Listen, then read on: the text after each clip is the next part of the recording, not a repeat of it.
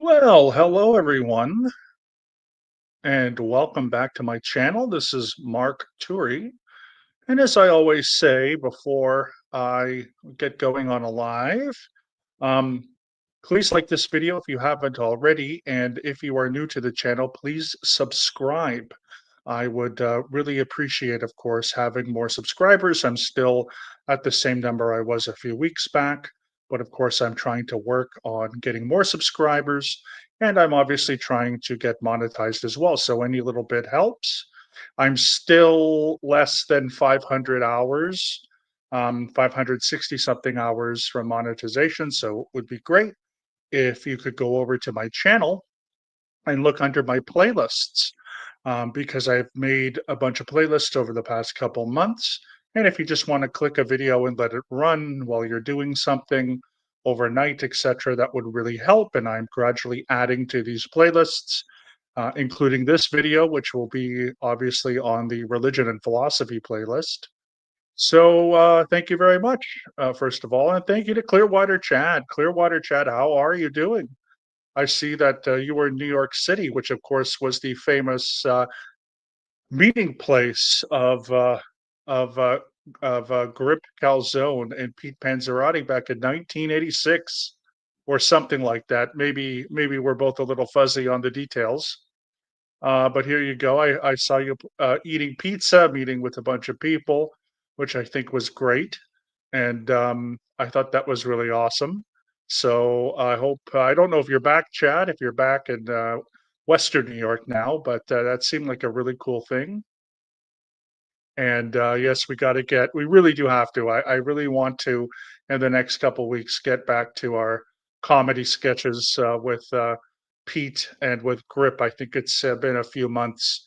I think it's been like more than 6 months, maybe late last year. So anyway, I appreciate you being here, Chad. Thank you also for even before the meeting started. I know that you had to hit the like button and so forth, so I always appreciate you doing that, and that's great. So yeah, Saturdays are still good. Okay, well, yeah, let's do it. Saturdays are still good. Good, and Saturdays are good for me, so we can do it before the stream and then have another stream going, which would be a lot of fun. But anyway, yeah, thanks so much, Chad. It's nice to for you to be here. Again, hope you're doing well. Hope everyone is doing well.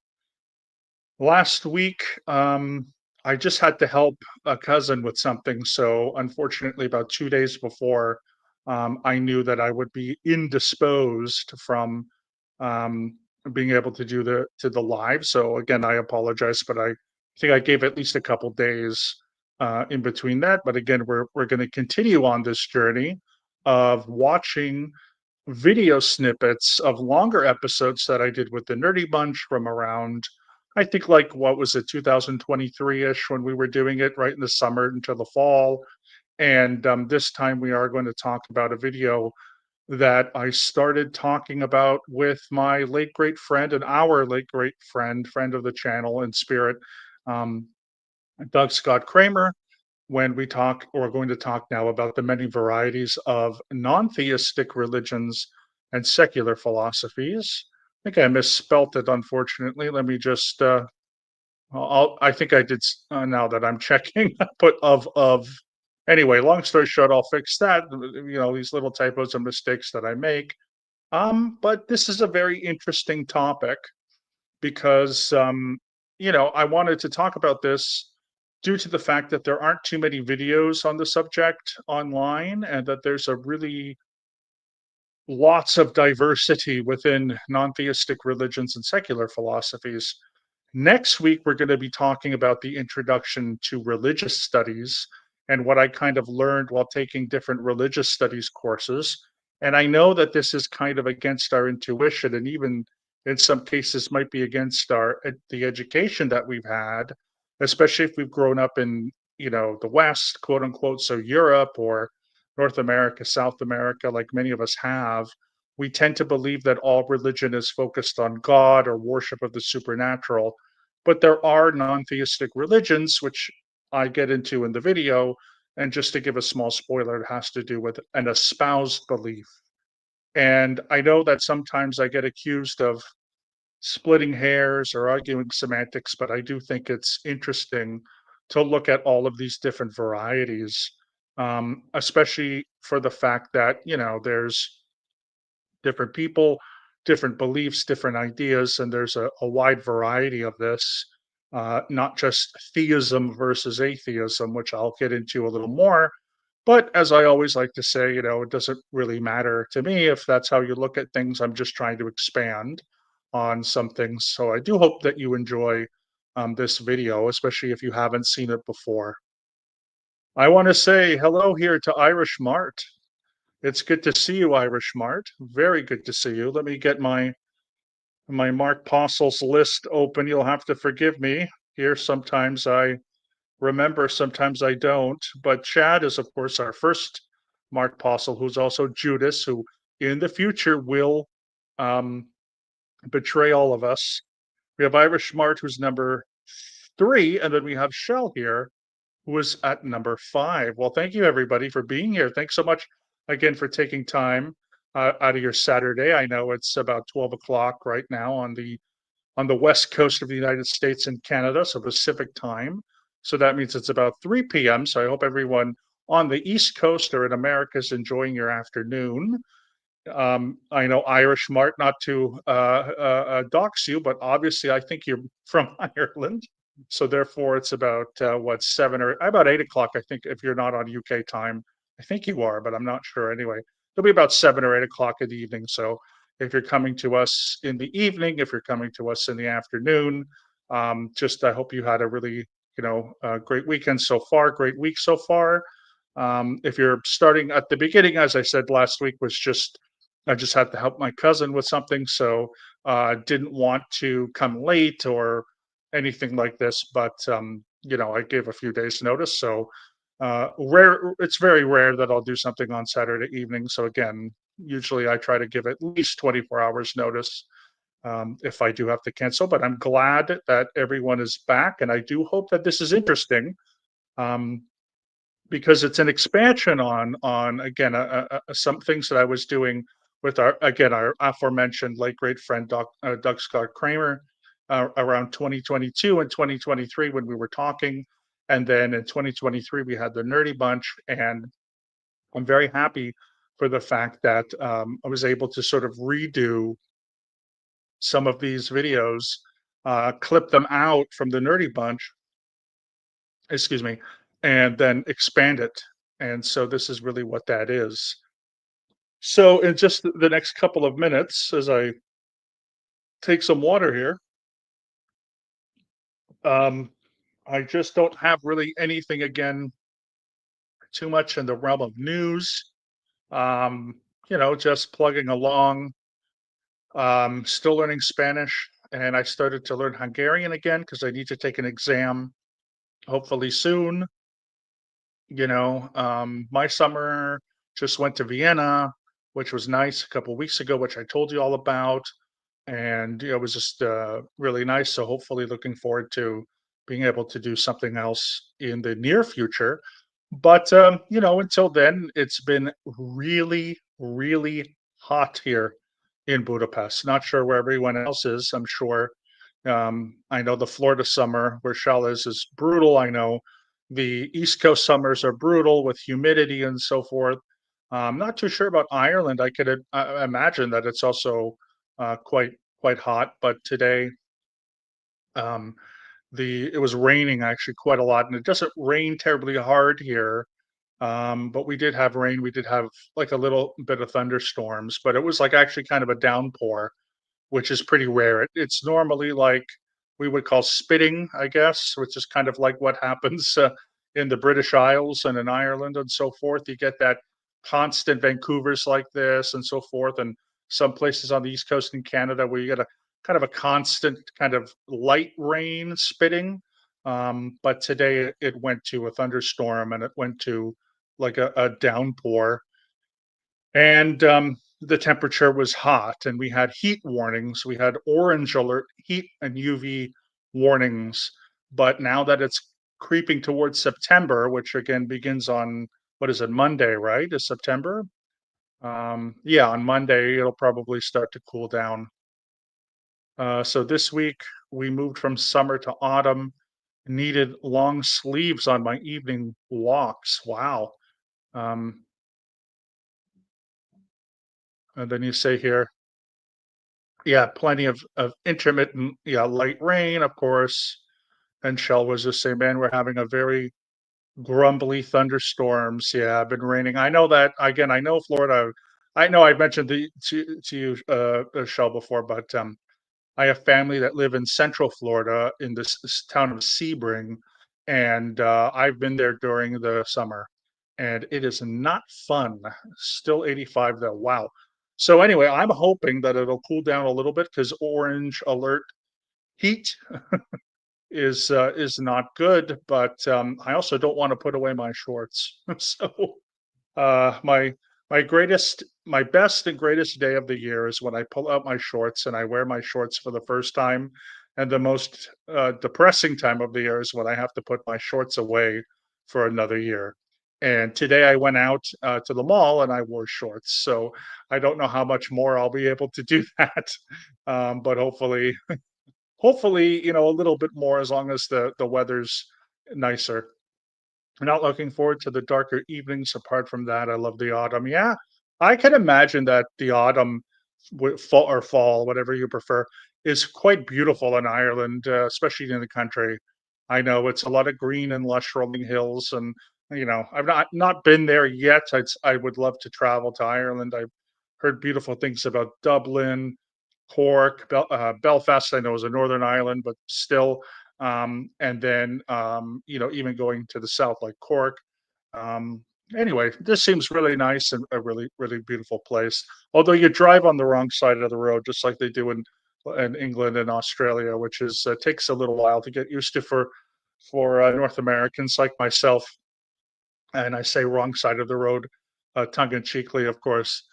You're actually on the right side of the road because, as I think, if I'm not wrong, how horse and carriage used to cross each other, the driver would actually be on the right and the passengers on the left, and so I guess we screwed it up, and now more countries in the world drive on the left rather on the right, but regardless, anywho. So like I do for these streams, I'm gonna be on my phone, which means I can hear the stream.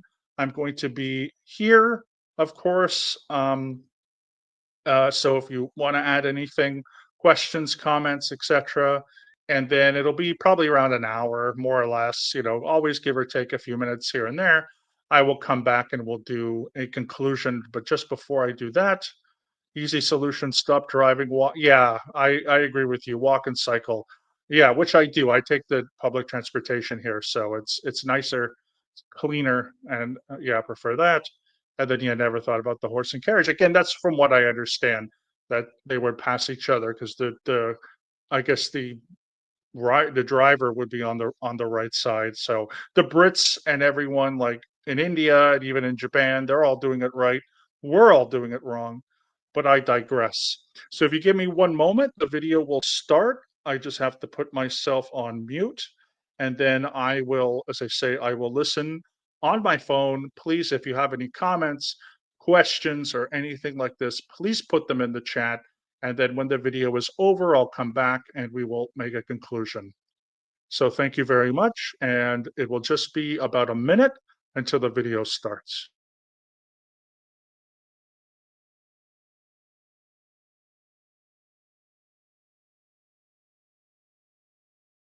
When I mentioned non-theistic religions, we did touch on some of them just by name and a little tiny bit on description 2 weeks ago during the religious studies video, but we're going to expand on that more. And then we're going to get into secular philosophy. So we're going to talk about a whole bunch of different stuff. And as I always like to start off by saying is, I might add some thoughts here and there about certain things that I've heard and maybe certain things that I necessarily don't think pertain to certain ideas or whatnot. But as always, everything we say here is opinion.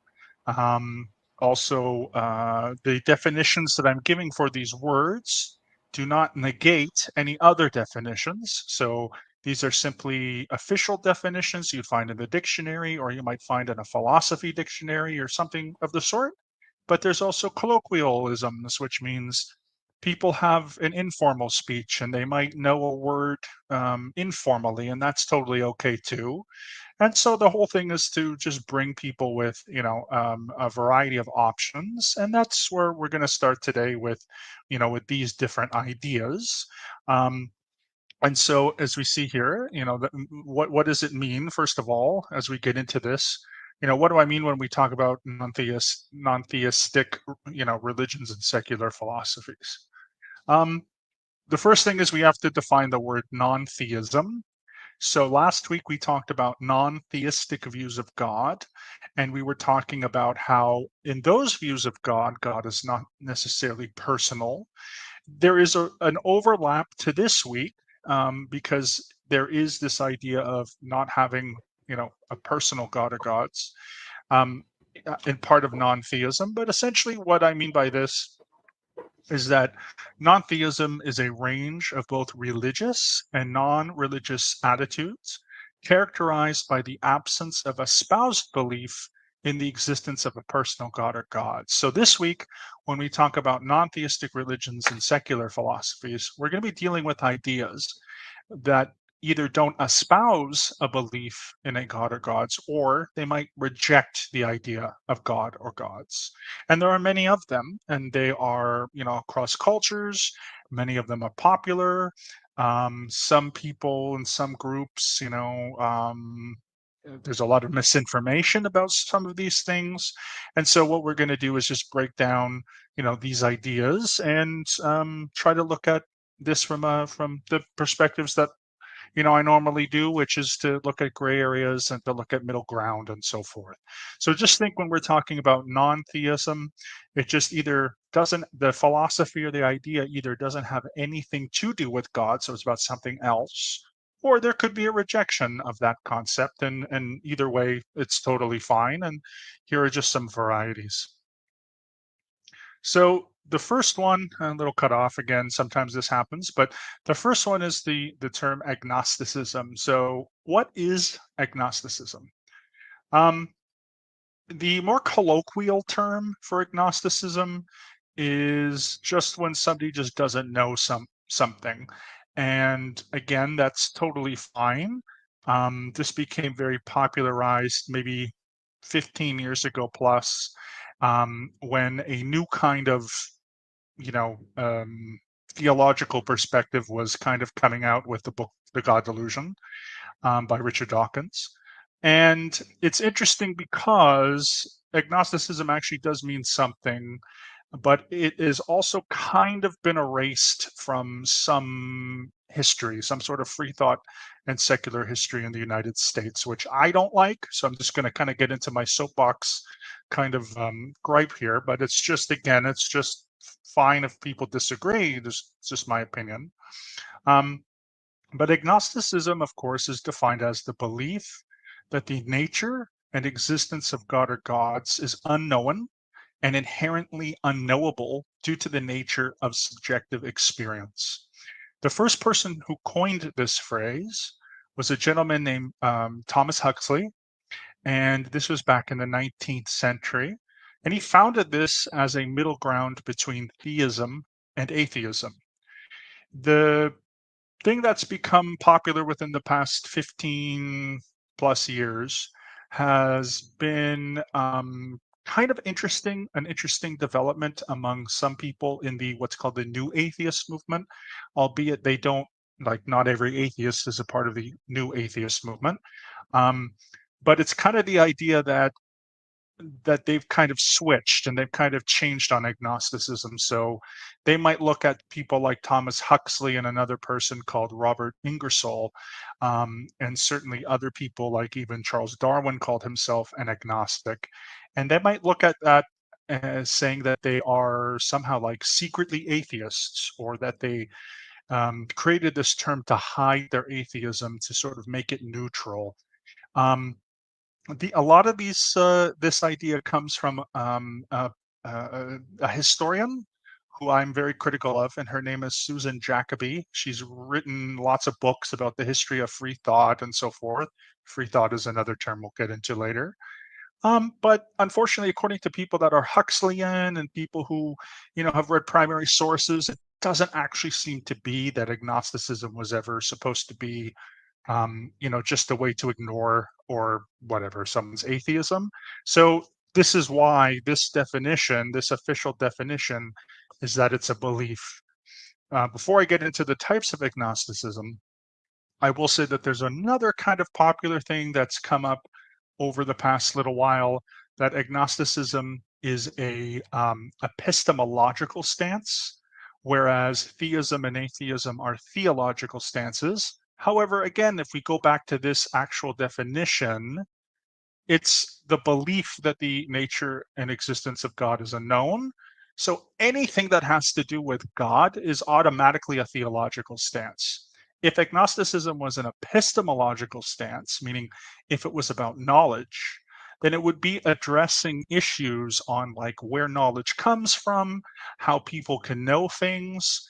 And in the branches of philosophy, what we know as, you know, atheism, theism, and all the other stuff I talked about last time, pantheism, panentheism, is under the heading of metaphysics, whereas epistemology is different. Like agnosticism is not accepted as a form of epistemology.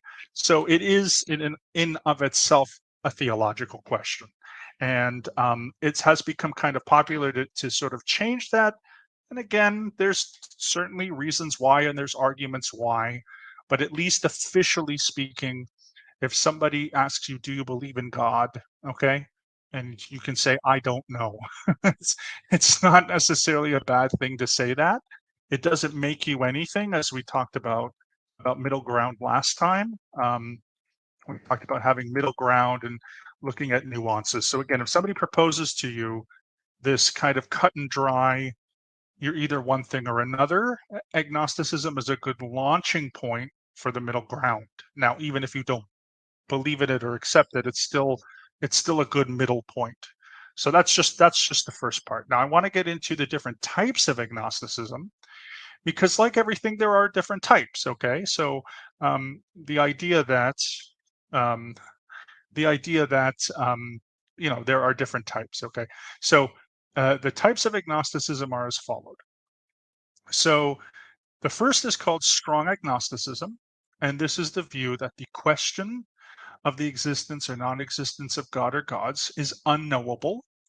And someone who is a strong agnostic would say when it comes to God or gods, they would say, I don't know, and neither does anyone else.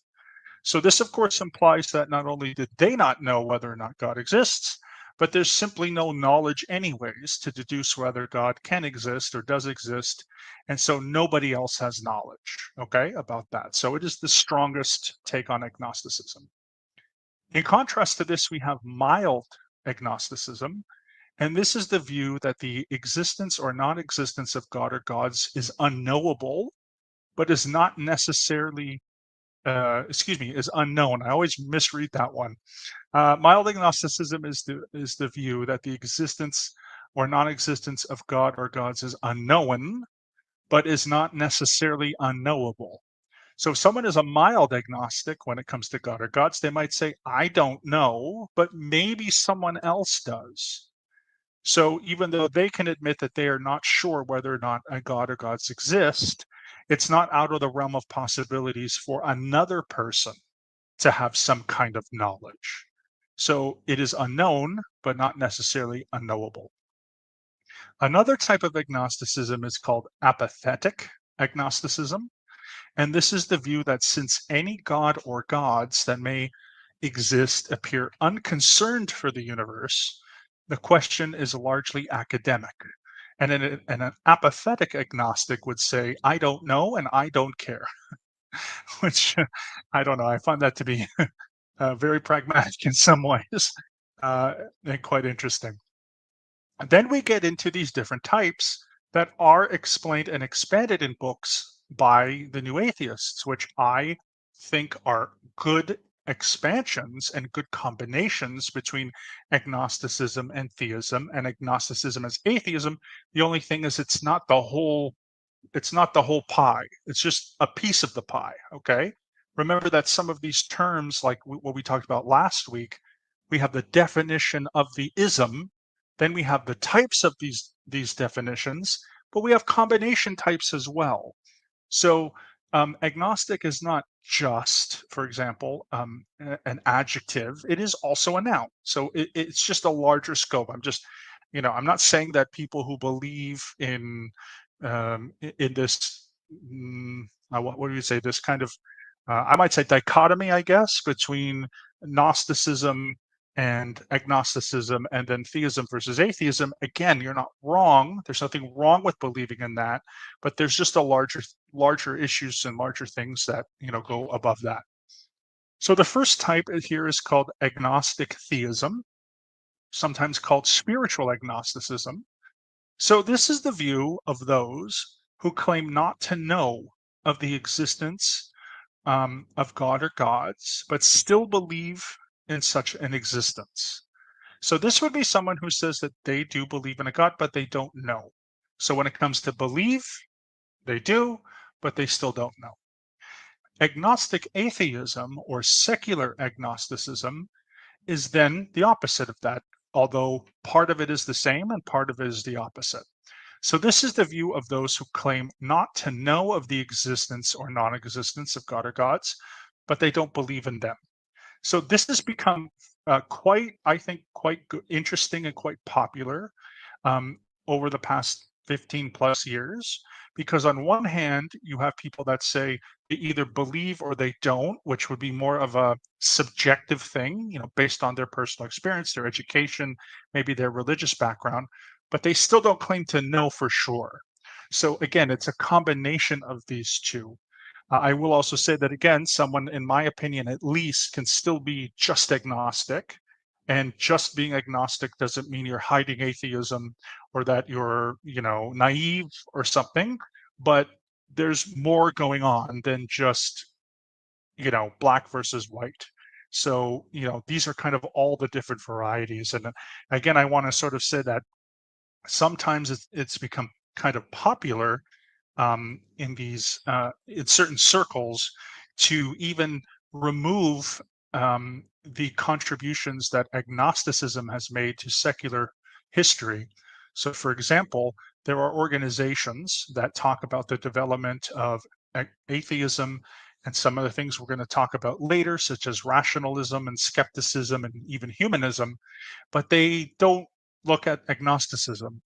And to me, that's, as a historian, more than anything else, as a historian, I find that to be very troubling, that people are trying to sort of rewrite history.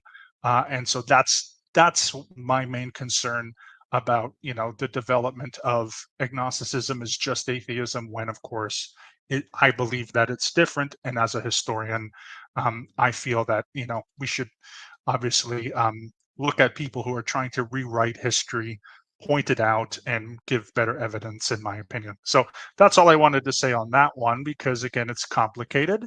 But these are the different types. So the next one, of course, is atheism. And at least according to the dictionary definitions and the philosophy definitions, is that atheism, as just the word atheism, again, we're not getting into types yet, but that the word atheism is the belief that God or gods do not exist. And I know that there also is a lot of controversy on that word belief, right? Because it's the belief that God or gods don't exist. Now, there are other definitions that are probably more popular in certain circles that describe a certain type, which I'm going to get into after. But just like agnosticism, right? Atheism is a word that puts the A in front of something. So an agnostic is someone who, A, without gnosis, knowledge, and atheism is someone who is A, without theism, God. And because it kind of is an ism, it also implies some kind of practice or some kind of belief. And this is why, at least in dictionary terms, it is the belief that God or gods do not exist. There's also other definitions about, is it a philosophy? Is it a doctrine? Is it an idea? What really is it? Some people will even claim that atheism is not even a thing because it's just, the absence of a belief in God. And certainly I'm going to get into that in the next slide. And again, please understand, it could be correct. This is something that we need to, talk about a little more and to figure out the different types of these words. But there are a few different types of atheism. So the first type is called strong atheism. And this is used to describe atheists who accept that God or gods do not exist, or that there is no God or gods. So in this case, they make a strong, and I'll use the word claim, that God or gods do not exist and that there is no God or gods. Sometimes this can be overlapped with what is called Gnostic atheism, which is again goes back to that quadrant of belief and knowledge that has been popular over the past 15 years or plus. And so this is the idea that one can know that God does not exist. So they make this strong statement, okay? However, on contrast to that, and I find that this definition is often in some cases replacing um, the actual like term or the actual word for atheism in general. So this is called mild atheism, and this is defined as the lack of a belief. We could also say the absence of belief in God or gods. And many times this form of atheism is overlapped with agnostic atheism. So there are plenty of organizations, including the American Atheists. They are a civil rights organization that are there to protect the civil rights of American atheists. And they actually define atheism as the lack of absence of a belief in a God. So according to their community, they have accepted that quadrant of gnosis, agnosis, theism, atheism, and they have defined atheism as simply a lack of a belief. And so again, they are not wrong at all. It's just that this is their definition is one type within a larger segment and with a larger, they have one piece of a larger pie. And so I do find that this is the most mild form of atheism. I have plenty of friends who would profess this form of atheism, just saying, look, you know, they just lack belief. They just don't, or they don't hold a strong belief either way, but they don't really know in the end.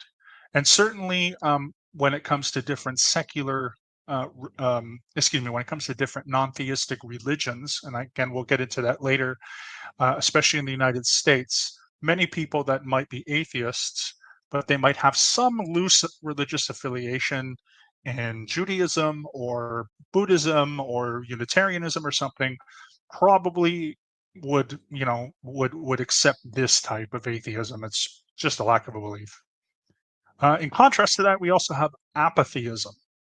This was popularized by Sam Harris and is also something that Bill Maher also says that he believes in. And this is essentially so apatheism, so apathy towards God. And this holds indifference and the lack of interest in problems of God and religion. Generally, the statement would say something like, and I've heard Bill Maher and Sam Harris say this, like, we'll never know for sure whether or not there is or isn't a God, so who cares? Or so, what does it matter? Or whatever. So again, we can kind of look at it as overlapping with apathetic agnosticism. And certainly a lot of these types are going to have some overlap because in the end, if there's no way to prove something, some people will just make that. They'll just say, hey, listen, there's no evidence either way. And then some people say, yeah, there's will be no evidence either way. There never will be. And so who cares? And certainly those are those are different types of depending how vigorous someone is within their belief system. But certainly I'd say that those are sort of, two sides of the same coin, so to speak. The next one is called anti-theism. And don't really need to explain what this means. Anti means the antithesis of theism, of God. And this is defined as the complete rejection of all varieties of theism. So, again, if you think of last week, so rejecting all of those isms, and believes that the belief in God or gods are not only detrimental to human society, but also detrimental to human development. This is the most extreme form of atheism. For example, all anti theists are strong atheists, but not all strong atheists are anti theists. I have encountered many strong atheists among my um, affiliations with humanist, atheist, and skeptic groups, which I just personally don't affiliate with anymore. And I kind of came up with a term that kind of got me removed from some of those groups, which is I like to call them anti-religious fundamentalists. And I do see them to be very similar in mirroring a lot of um, zealousness and stubbornness and lack of open-mindedness than a religious fundamentalist. I just don't think that, in my opinion, and especially what we talked about 2 weeks ago with religious studies, that we can really make a claim that God alone is detrimental to human society and human development, because again, religion in of itself is extremely complicated. Of course, we can point to the Crusades. Of course, we can, point to colonialism. Of course, we can point to those things. But as someone who knows a lot about the history of communism, and communism was at the least atheistic, but at the most anti-theistic. You know, Stalin, who, whether we like him or not, again, I'm not saying his views were congruent with all atheists. I would never say that because that would be wrong. But Stalin was an atheist, and he, killed 25 million people, and so was Mao, and he killed 65 million people. So you know what I mean? It's like, yeah, okay, but that doesn't reflect all atheists. It's just that is an anti-theistic position. Um, and so if we're going to point the blame, all I'm saying is we can point the blame at someone and then we can point the blame back at ourselves. So if we're going to blame the Crusades, we can also blame something else. And then it just goes into a spiral. And at that point, we're not getting anywhere. So instead of pointing blame about who kills who and who did, that's sort of the thing.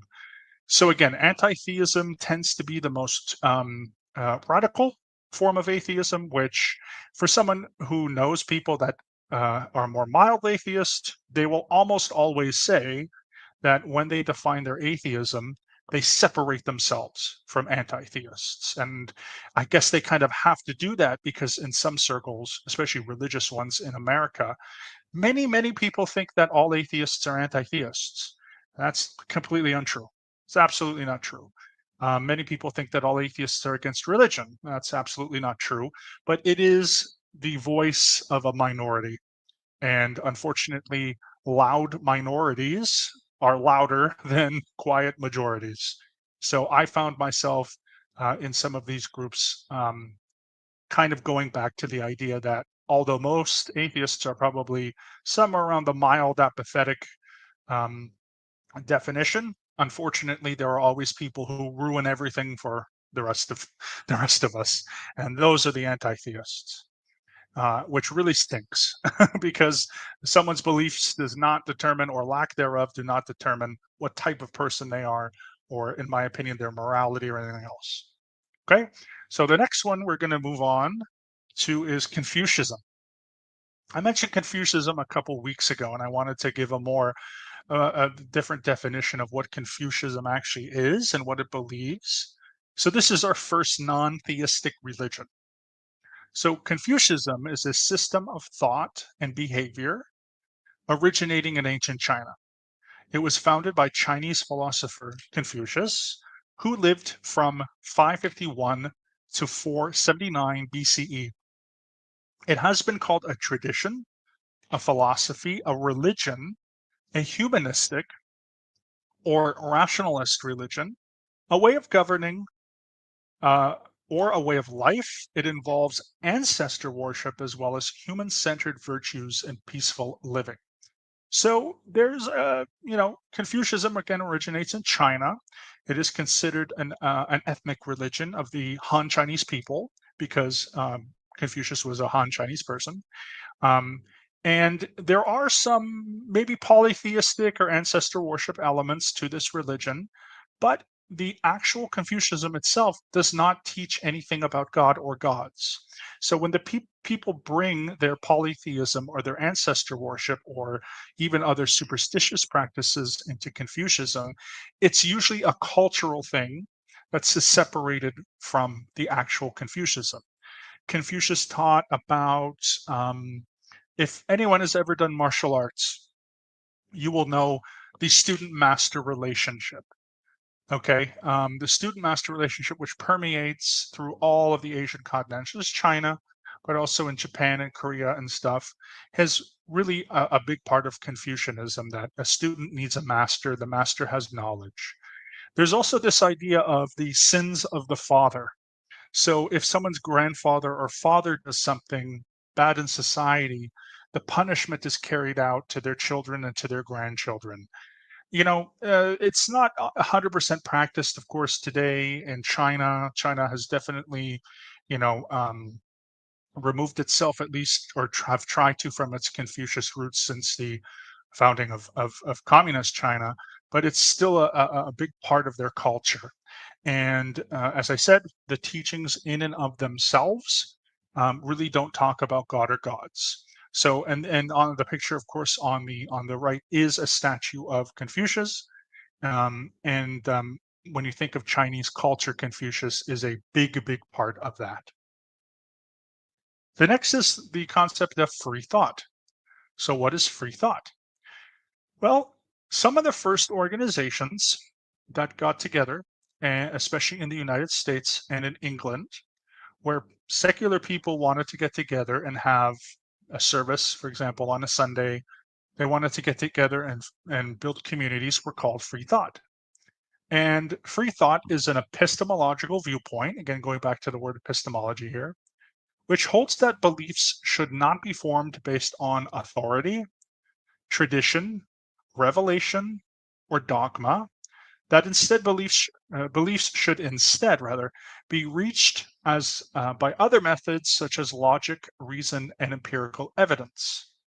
When I talked about people like Charles Darwin and um, Robert Ingersoll and Thomas Huxley, they were also proponents of the free thought movement because they believed at the time, which was true, that in the US and in England, that the Church of England, the Catholic Church, these big established Protestant Catholic churches, were basing their knowledge on authority of priests and clergy, the traditions that had been around for thousands of years, and of course religious revelations and dogmas.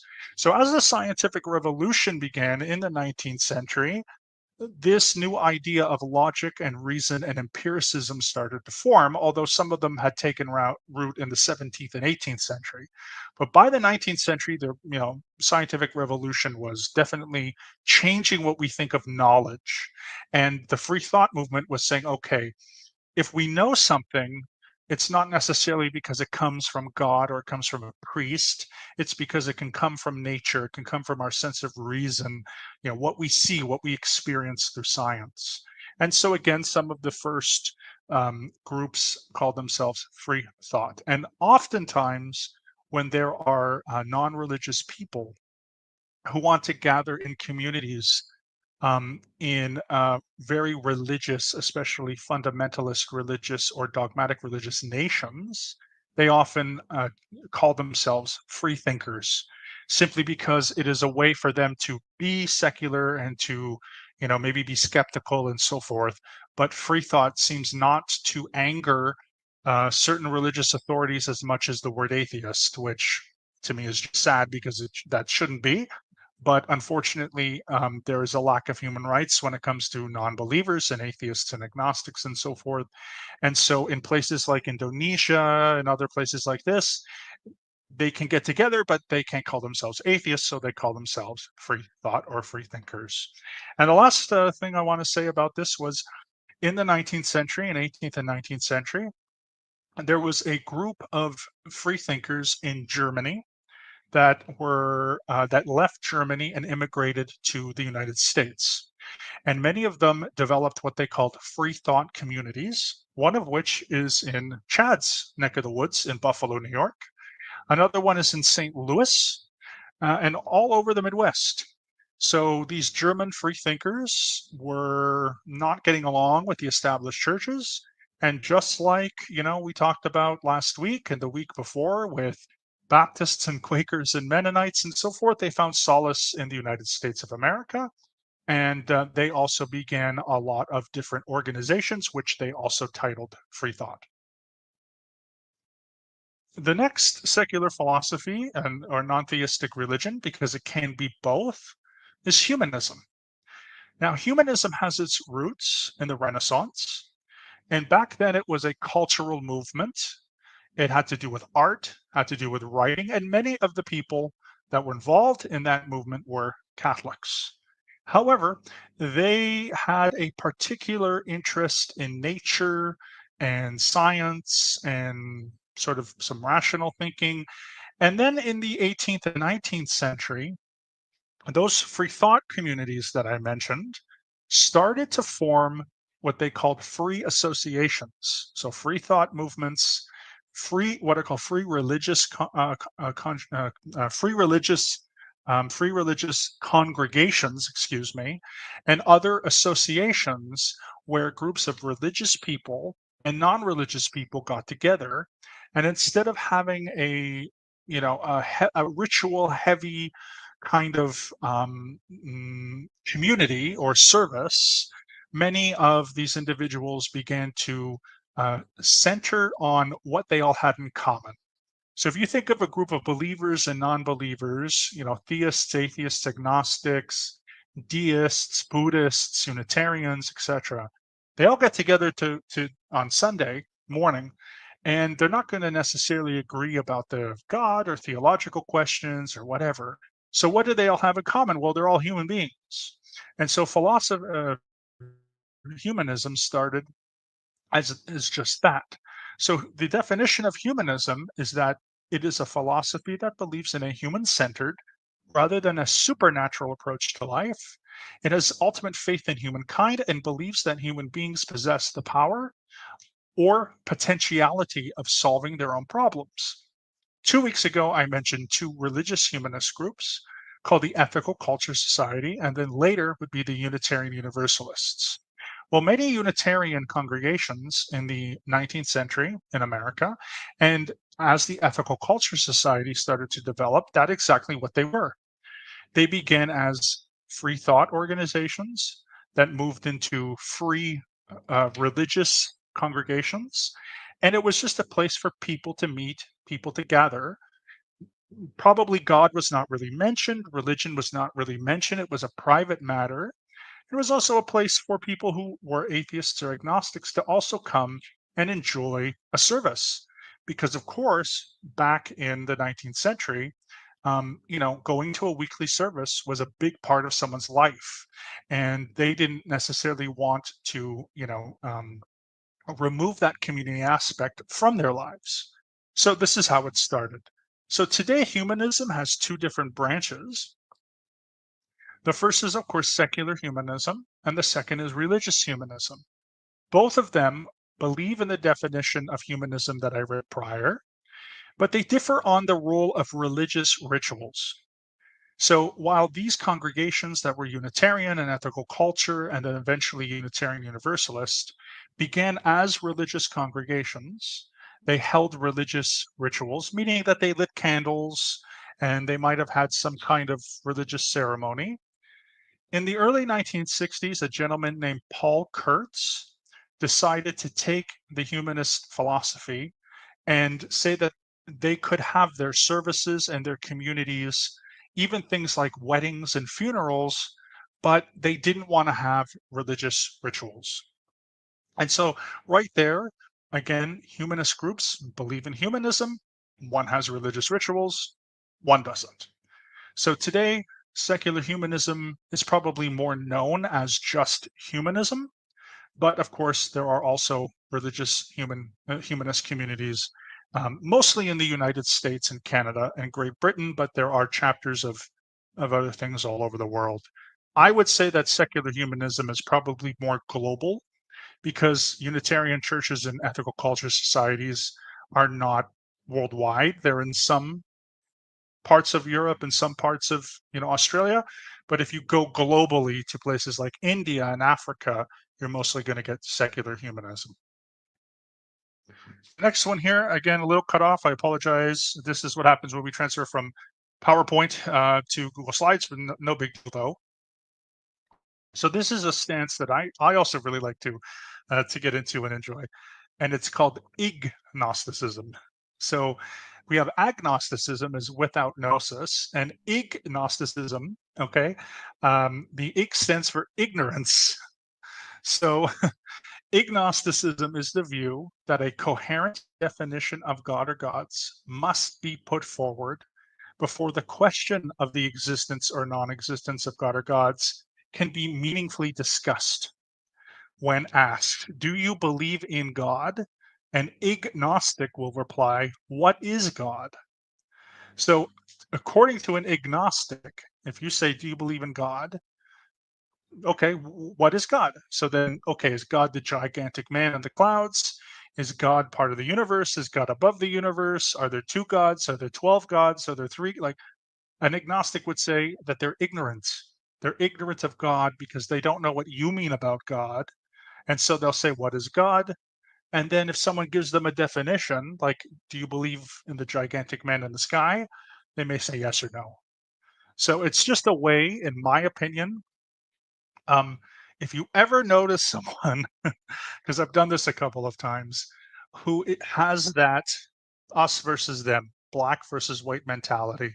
There's two sides to this coin. You're either going to say yes or you're going to say no. When you say what is God, it, it kind of is like a Socratic method thing because they're expecting you to say yes or no. But if you say, "Well, what is God? What do you think God is? Or what do you think God isn't?" And what it does is, I think, is it opens up the conversation to ambiguity. And it kind of is something that's good to start off a conversation, especially if the person just wants you to say yes or no. Because going back to last week and the week before, these are not yes or no questions. It really does depend on what someone else's and or your definition of God or gods is. So just tell me what you mean, and then we can have a discussion. So this is the idea of being ignorant about God until a definition comes forward. Another one we're going to talk here is Jainism. Last time we spoke about Jainism as a form of autotheism, this idea that divinity can be internal or external, but that essentially there's some kind of godlike quality that people are getting to. And so this is one of the religions called Jainism. It's a non-theistic religion, and it was founded in India about the same period as Buddhism. It was established around 599 to 527 before Common Era by someone named Mahavira, who was born near Patna in Bihar, India. And Jain monks, they take vows of nonviolence, truth, not stealing, chastity, and non-possessiveness. The photo on the right are Jain monks. They live what's called an ascetic lifestyle. If you know anything about the history of Buddhism, you'll know that Buddhism is supposed to be the middle path between indulgence and asceticism. Indulgence means taking too much, living greedfully, but asceticism is doing what Jain monks are. And Jain monks are ascetists or asceticists, essentially. They often go without eating. They, have almost nothing, and the Buddha saw that as detrimental to enlightenment. So Jainism again outrightly rejects the idea of creator gods. It outrightly rejects the concept of the Christian or Jewish or Muslim God, and yet is still considered a religion for many other different reasons. It's a debate on whether or not Jains even believe in a soul. They do believe and have some kind of reincarnation, but again, even that is kind of debatable because they're their own religion and they have their own way of looking at things that cannot necessarily be compared to Hinduism or Buddhism. So they have their own thing going on. I think there's in the millions of followers in India. But again, complete rejection of gods and creator gods. They're just not on the journey with us. So a lot of times throughout the years, Jainism has been characterized as an atheistic religion. The next one is naturalism. So somewhat self-explanatory, I think, here. Naturalism is the belief that nature is all that exists, and that all things supernatural, including gods, spirits, souls, and non-natural values, therefore do not exist. So if we think of supernaturalism, right, we may think of gods and so forth. We may think of the supernatural. We may think of, I'm just going to take a drink. One moment. I'm sorry. Forgive me, the getting dry. But yes, and that's true. Nature is. I get that reference. So if we think of supernaturalism, we might think of things like what? Gods, souls, spirits, psychics, werewolves, vampires, superpowers, Marvel characters, Batman villains, and so forth. This is the opposite of that. This just says the world is natural. It's a natural place. This is one of the things that we talked about last week was naturalistic pantheism. I said, of course, that it believes that matter is natural. Although it could be considered mystical in some ways, it is natural. I do like a middle ground here. I'm going to introduce you to a middle concept because, again, a lot of times people will say, well, do you believe in the natural or the supernatural? Whether or not this is true or not, this is just the third option. So the third option is called transnaturalism. Of course, trans, that prefix means above. That's all, or beyond. So when someone is a transnaturalist, they would probably believe in something like, I mentioned before, deism, pantheism, or panentheism. God in those ideas, those non-theistic views of God, is not supernatural. So it's not a supernatural magic man in the sky who does things. It's more of a force, and that force may transcend nature, but it's in between. It's the third option between absolutely nothing and a supernatural man. So transnaturalism just says that there can be transcendence in nature that can go beyond nature. And if you are American and you live in New England, you might know the Transcendentalist movement. In America, the Transcendentalist movement was a big proponent of transnaturalism. So you can read a lot of great works by Walden and Emerson and Alcott and all these wonderful authors if you want more. So again, saying, well, there's either gods, fairies, and werewolves, or there's nothing. Again, not saying that this is true or not, but there is a third option. Yes, Julia? May I just ask you a Julia? question? Above or across? Because trans, I think, is across, not above. It's not Usually, over. It's. it goes beyond. Goes beyond. That's what we mean Okay, when we but say it's not. like trans. Because for me, the notion that I have of the prefix trans is like it crosses over from one side to another of something, which makes sense for the That's true. definition you're giving. But when you said above, I'm thinking above in my mind. Maybe it's my foreign language mind. When you say above, I think it's like superior to. And I don't think that's the idea that trans is like across or beyond, maybe. But you know what? Well, Do you understand my question? you're. I think I think you're right more than I was right. Maybe I missed that one. But yeah, across as opposed to because usually when we say like trans something, it usually means to go beyond it. But yeah, maybe in this case going across it. They can be both kind of similar in some sense because Mm-hmm. like supernaturalism, I guess, because it's defined in a certain way. Like when we think of the supernatural, we think of things that are above nature, but they don't act within the laws of nature. When something Mm-hmm. is transnatural, it might be above nature, but it does still act within the laws of nature.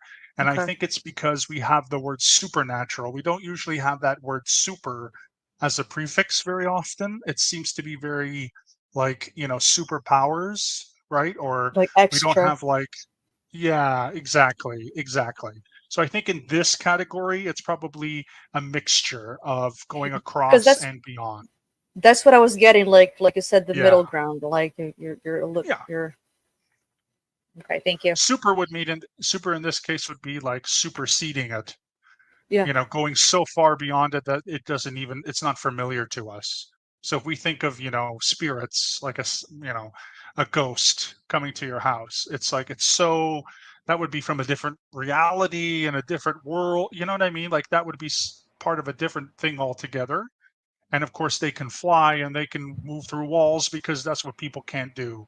But transnaturalism would just be something different in that case. Hope that clears that up. Yeah, but that's a very good question. Just to be clear, as a prefix, Yeah. the Oxford Dictionary identifies trans as across, comma, beyond. Okay. So it's both. Okay. Yeah. Transcending. Yeah. Thank you. Thank you for that word clearing, Steve-O. I My duplicate pleasure. you utterly. So we are supposed to make commands in that. So you'd make a good course supervisor, Steve-O. Not that that means anything, but you would. And I watched Chris. I think it was Chris Shelton's explanation of duplication the other day. I'm like, oh, I duplicate. I'm getting that a little bit better. Duplicate you utterly. I've been trying for years, but there's never anybody in the Denver org, so I just can't. Nobody will sign me up. Poor Steve-O. I'll fly to Denver with an e-meter. We'll get going. That'd be great. That'd be great. Do you have one of those like fancy ones, one of the gold ones? Oh God, I don't even have an e-meter, but I'll find one somehow. We'll find one on eBay. We'll do a Mark 1. Oh, beautiful. Yeah. So yeah, it's going to be a hoot. The next one here is called Post-Theism. Again, going back to our prefixes now, Steve-O, if you can word clear for me, but I believe in this case, post means after. So after something, so after God in this case. And post-theism is the belief that God or gods belong to a previous stage of human development, and that the division between theism and atheism is inherently obsolete.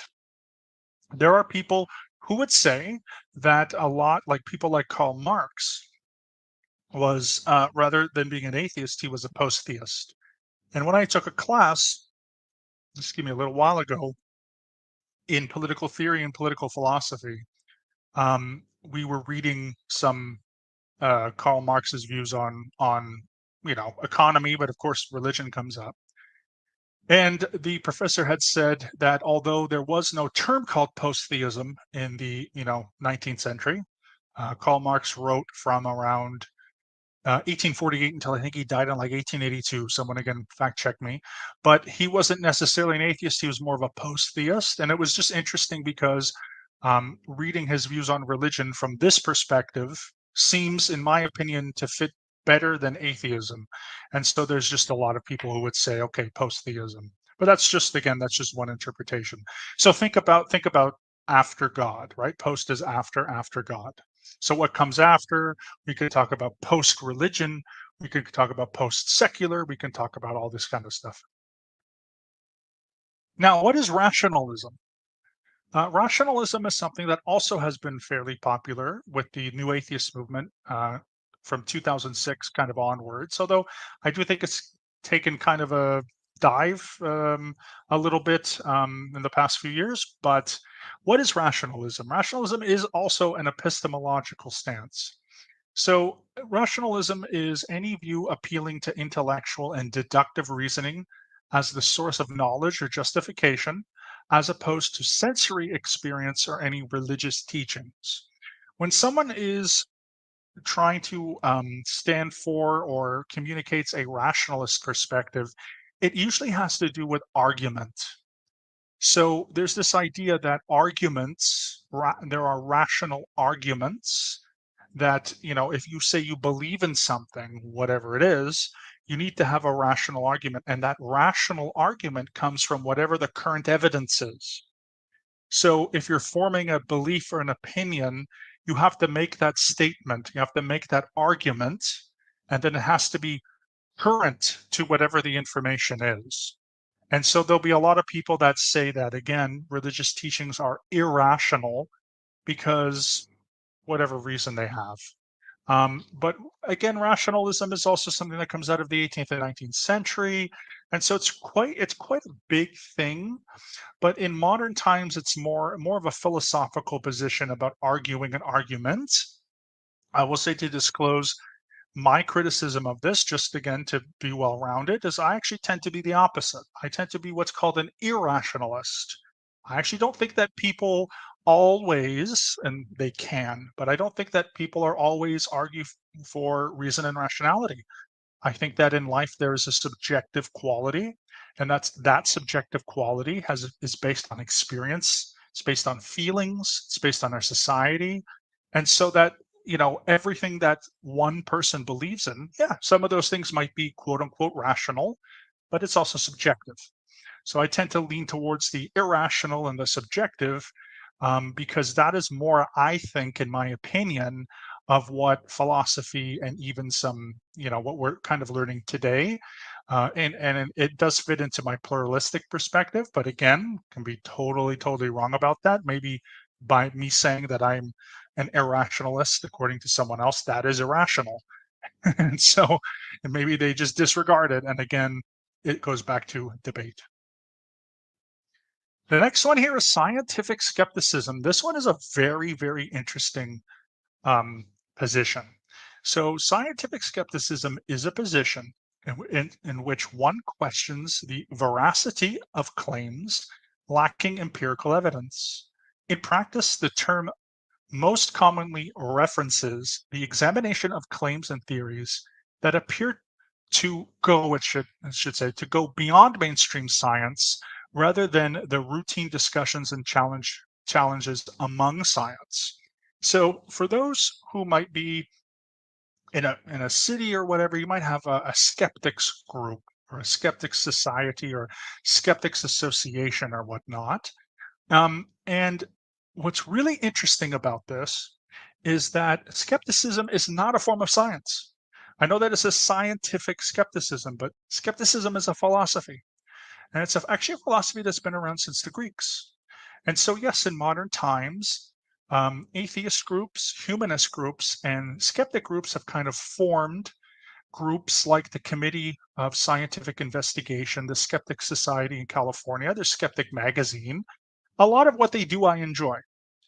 I don't love everything that they do, but they do a lot of good consumer reports.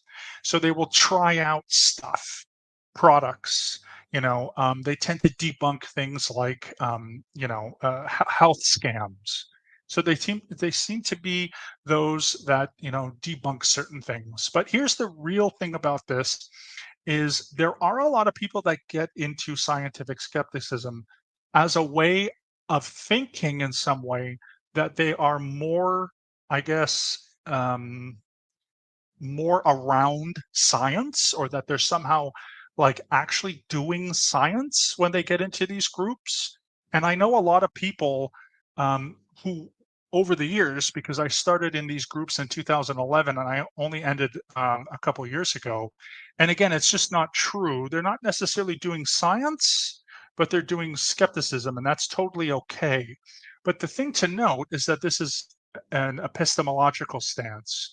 So there's a whole debate that has been running not just since the scientific revolution, but even in the past 10 or 20 years, on whether science can even prove or disprove metaphysical questions. So when we talk about God, when we talk about the afterlife, we talk about, souls and spirits and whatever, that stuff goes beyond science, because science is concerned with the natural world. And if there is anything beyond the natural world, then it wouldn't necessarily be in the realm of science. So scientific skepticism, as it says here, are looking at claims and theories that appear beyond mainstream science. So are they doing science? Well, they might be applying the scientific method to certain claims, but my thing would be, if that were true, then everyone who was a scientist would also be a scientific skeptic. And then everyone who was in a skeptics group would thus be a scientist. And that's not the case. The world over, most scientists are most likely have some kind of religious affiliation. Even in the United States, there might be some debate on that. But again, science and religion are kind of separate, and spirituality is separate.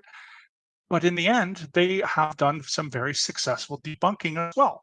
So of ESP, psychics, conspiracy theory. So it's not valueless. I just don't think it is as scientific as some people think it is. I think it's mostly a philosophical position, but again, a valuable one in many cases because it does go hand in hand with some forms of critical thinking.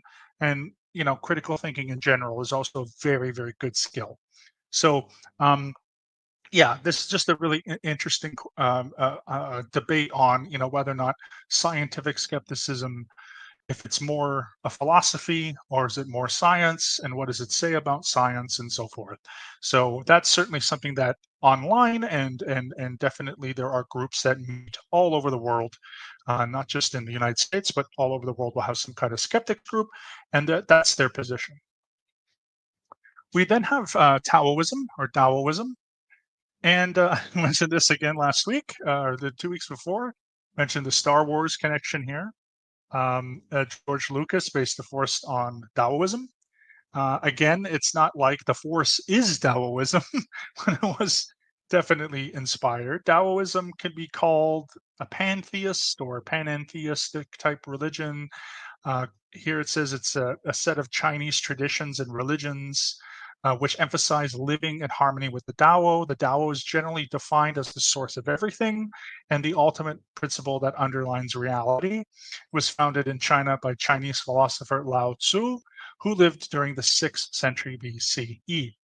So one of the big debates on this is like, is Taoism, is it a theistic? It is considered a non-theistic religion because the Tao is not God. The Tao is more like a force. And it's very pantheistic. Is it a form of theism? Is it not a form of theism? Those are really interesting. And the one thing I sort of think is, again, interesting about Taoism is it really, really walks that line because obviously it is spiritual. Obviously, there is a spiritual component, but it is not the giant being in the sky. So yes, may the Tao be with you. And again, just if you've watched Star Wars, it's not to say like, oh, well, I watched all the Star Wars movies and now I'm an expert in Taoism. No, you're not. But there are some similarities because from what I understand in the 70s especially, George Lucas was very inspired as he was by the hero's journey with Joseph Campbell and samurai movies and so forth. So Taoism was one of the things that shaped the Force, and may the Force be with us all. Finally, Theravada Buddhism. Theravada Buddhism is a non-theistic religion, and it is Buddhism's oldest denomination. It points to no creator gods, but believes in what are called devas. Now, the interesting thing about these devas, which could be called gods in other traditions, like in Hinduism, for example, is that these devas, these beings in another dimension, are mortal. So while they live a long time, they won't live forever. That they're imperfect, so they make mistakes, and that they're unimportant to obtaining enlightenment. So the focus of Buddhism is to obtain enlightenment. It's not to worship God. When they pray, they don't necessarily pray to God, although I'm speaking in a Theravada sense because Mahayana is different. But this school of Buddhism is very popular in Thailand, Myanmar, Sri Lanka, Cambodia, and Laos. And often Theravada Buddhist monks, as we see pictured above, this is a photograph from the mid-20th century, dress either in yellow or orange or brown. And so again, there are different schools of Buddhism, like in Mahayana, tends to be one very similar to Confucianism, brings different Chinese versions of gods or Japanese versions of gods. They have a whole different thing, but at least in Theravada, it's the most non-theistic of all the schools of Buddhism. So in this school, there's a complete rejection. And one of the stories about why the Buddha rejected this concept was something I might that I'm remembering from something I learned a little while ago. So if the details are a little funny, someone can please correct me. But the idea was Yes, because they're the cheapest dye. Yeah, exactly. During Buddha's time. Yes. Yeah, thank you so much, Joe. But that the idea was when Buddha was obtaining enlightenment, he was meditating under the Bodhi tree. And at least from what I recall learning from Buddhist monks, was that when he was meditating, he went to these different levels of heaven and different levels of hell. And he was able to speak to and have conversations with these, demons or these devas. And a lot of them told Buddha that, they were imperfect and they, were subject to the rules of karma and so forth. And so, because Theravada Buddhism is the oldest one, they take that story of, well, Buddha went and did his traveling, I guess, his interdimensional traveling, talked to all these different beings, and they sort of explained to him that they're mortal, they're imperfect, and if one wants to obtain enlightenment, basically God's devas are just not a part of it. So I believe that was my last slide. Yes, it is. So yeah, so the whole thing about this is, again, it's a very diverse belief here, whether we have non-theistic religions or secular philosophies. It's all about middle ground. I don't begrudge or look down on anyone who might be a part of any of these isms, if that's your personal experience, if that's who you are. One of the things I just want to conclude with is in the United States of America, there's surveys that happen once every decade or once every half decade on groups of people that Americans trust the most and then trust the least.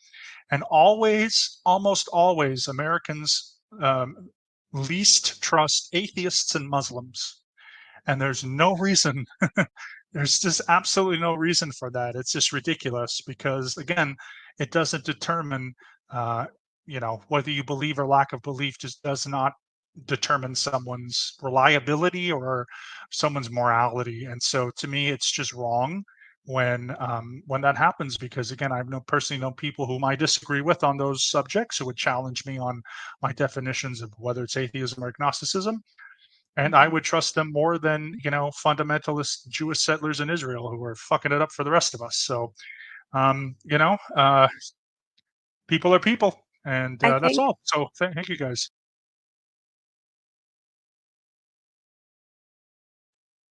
All right. Well, I'm going to come back on screen and just, oh, here we are. Here I am. Okay. Well, thank you everyone for paying attention to that, to my stream, and I hope you enjoyed the video. If you have any questions, comments, concerns, thoughts, whatever you want to talk about and discuss, of course, please leave them in the comments. Remember that I usually, obviously, for many other reasons, don't respond to, hateful comments or making fun of comments if it's, you generally have a good intentions and are in good faith, and I don't mind being wrong. So yeah, any kind of issues that have come up after that, just please let me know if you have any. Again, I really enjoyed doing this video a couple years ago, so it's nice to share it again with all y'all. Next week, we're going to be talking about the basics of religious studies and some of those things that I learned by taking some religion classes in like university and stuff and college over the years. So I know that some of these are sort of heavy subjects that people might have some trauma on, but I do think it's at least good to break down some of these things. And as always, like I've said before, if you have not liked this video yet, please like this video. And also, if you haven't subscribed yet, please subscribe to my channel. I am trying to get more subscribers. And of course, I am trying to get more watch hours. So if you can help me out on that way by going to my playlists, clicking on a video and, letting it run or so forth, whatever you can do to help me out, does help me, of course. And again, I appreciate all of your attention. I appreciate you all being here, and we will be back next week, which is September the 6th, or the 6th of September. So again, thank you all. And in case I don't see you, good morning, good afternoon, good evening, and good night.